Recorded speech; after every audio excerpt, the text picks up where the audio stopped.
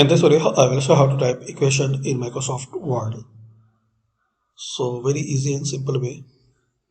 Click insert, then equation, and here you will see different type of fraction.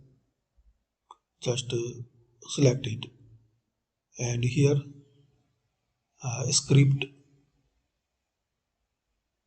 here radical. So we can see here we can write any type of fraction. If we make it small size, so it will appear properly.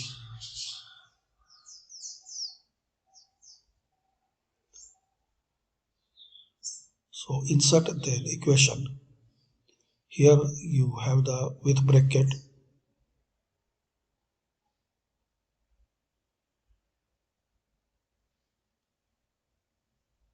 large operation operator, common large operators, and once you click on it, you can insert your required number. Like you can make changes, ascent, and limit and log. Also you can add the matrix and operator. So this is the way you write equation in Microsoft Word document.